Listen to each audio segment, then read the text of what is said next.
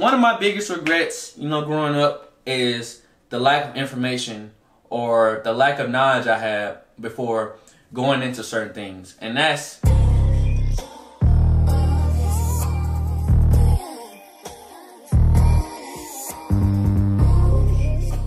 what's going on, squad? It's your boy Shef Willy, man. And on today's video, man, we just go discuss and just go over the importance on why you just have to be patient and just wait your turn, alright? But before we get started into the video, if you're new to my page, I'm Shef Willy the GOAT. And be sure to hit that like button because it helps this video be seen to a lot of different people versus me having to pay Facebook, YouTube or MySpace for you guys to see my videos. But it's very important to just wait your turn. And just quick little story time. No, y'all love it. I remember, when I was a kid, man, I was like 27, it was Thanksgiving. It was like, I want to say 2009, man. And I was just on the path to, starting this, like, rapping thing, stuff like that. I think it was like 2008, 2009, 2010, one of those years. But, man, and like there was like an artist just rising in my city. I used to live in Dallas, Texas, and his name was Lil Twist, And me and Lil Twist, we was like around the same age. He was this kid rapper, he was Twisty, yeah, babe. He was cool. And, I always was like, man, I go harder than this dude. I'm better than this dude. It was me, my friend Skeeta, and my brother P. But yeah, man, he was one of the hottest Dallas rappers coming up and stuff like that. And I remember it was just one Thanksgiving. I went to my friend Skeeta's family's house, and lo and behold, I don't know what happened.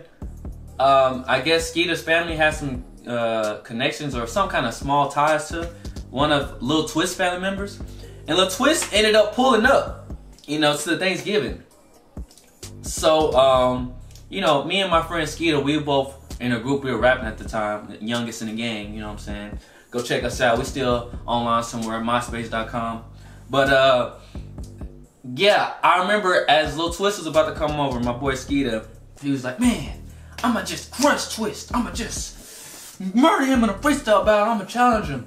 And I'm just like, oh yeah man, kill him.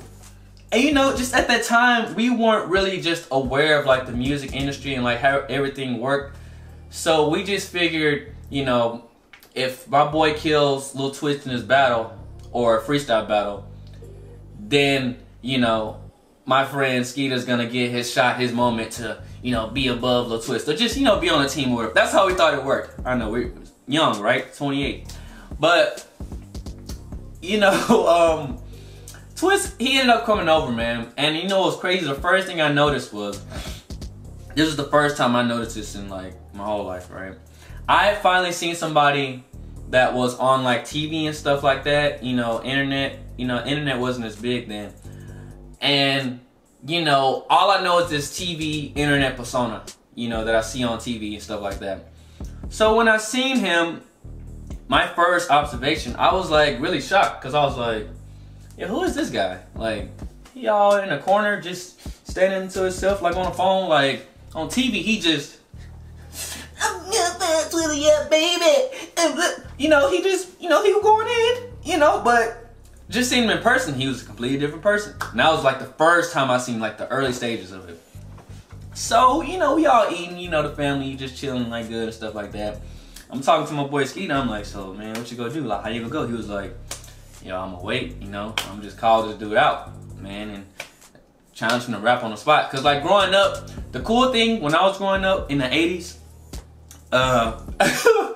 was you had to have bars. Like bars really mattered like back then. Like today, all you need is a melody and a good sounding beat, like you good to go. But during my time period, Run DMC first came out, you really had to have bars and stuff like that. So, we were really both, me and my boy Skeeta, we were both good with the bars and stuff like that.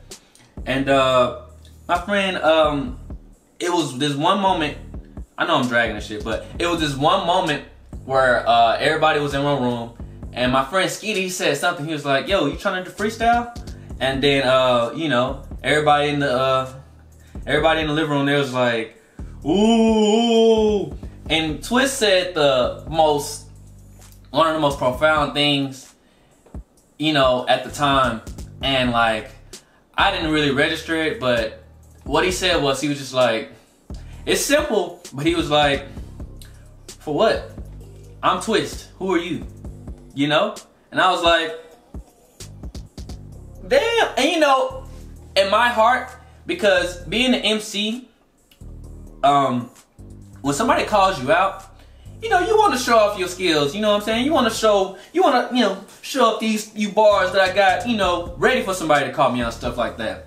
But from Twist's perspective, he's like, I'm already an established artist with Young Money. You know what I'm saying? Like, I'm with Wayne. Like, who am I to prove something to you? And that's pretty much how it went. And you know, and my cousin Skeeta,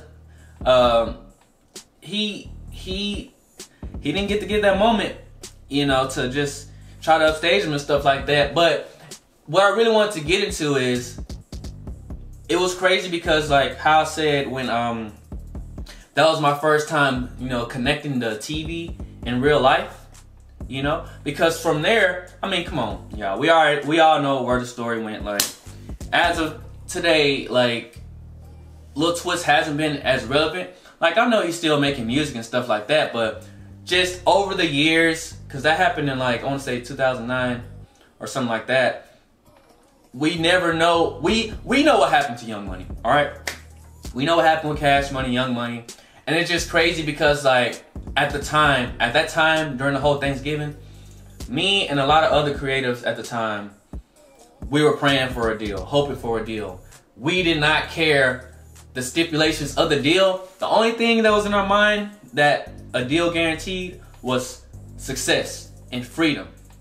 And you know, and it's just crazy to me to, like, just see everything kind of come full circle now, and just, like, see that, you know, if I was in that position that Lil Twist was when I met him, I would have been screwed. Like, I'm not even lie. Like, because I didn't have the knowledge and information to just be, you know, just sound on, like, a lot of stuff that goes on in, like, the music industry. And it's just like with any industry, really. It's just, you really, like, one of my biggest regrets, you know, growing up is the lack of information or the lack of knowledge I had before going into certain things. And that's, you know, dealing with money, you know, that's, you know, relationships, just everything, not just, you know, music and stuff like that. So in this day and age, you know, we have the internet and all these different resources. You know, we got libraries and stuff like that, but we're in a day and age where all this information has never been so easy to access through our, you know, like, smartphones and stuff like that. But a lot of people don't use it for that. But it's just crazy to see, like, all of that.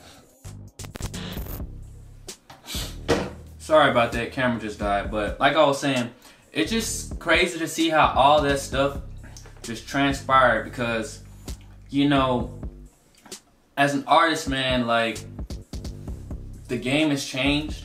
And it's like, you used to want to search for a record label just so they can give you all the access to, you know, the amount of resources they have.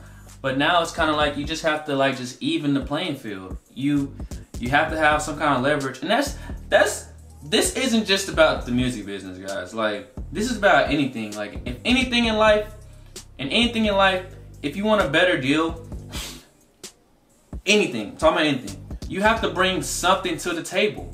Because if you come to a business with nothing, you're gonna get a bad deal. They're gonna use you for what you have, and you're gonna get a bad deal unless you have some kind of leverage that says, hey, I don't really need you guys, but you guys can help if we, you know, join together and do this. So that's all I wanted to, you know, discuss here on this video. And let me know, like, have you guys ever went through situations and stuff in life where you felt like, man, like, I should have did this, or man, I wish I was in this person's position? You know, let me know in the comments. Don't be scared. Talk to the chef. But with me, it's just like, it's been like, even a little twist situation, it's been like more situations like with, just like with the new boys and stuff like that. Like those guys, like the new boys, Little Twist, who else was it? Some more people. Those were like my main competitor or competitors, you know, when I was coming up trying to, you know, first like into the music game and stuff like that. And just to see like how all their careers went and stuff like that. You know, granted, they're all probably still doing music now, but it's not at the level that it was when they first got in. And it's all because they got shitty deals, you know? And just now is the time, and just really just like, you know, you have to look at everything as like a blessing in disguise. So, like I said, let me know if you guys have went through similar situations in life where you felt like you were supposed to be somewhere else, or you were supposed to be in somebody else's position, and then later on in life you realize like, man, like I'm really better off, you know, even though I'm not at the place where I want to be, but I'm still better than those guys, you know. So feel free to let me know. But that's it for this video. You are now exiting the Chef Central. It's your boy Chef, and I'll see you guys in the next video. Take it easy. I know you feel the vibe, you feel it in your soul, it's written in the sky.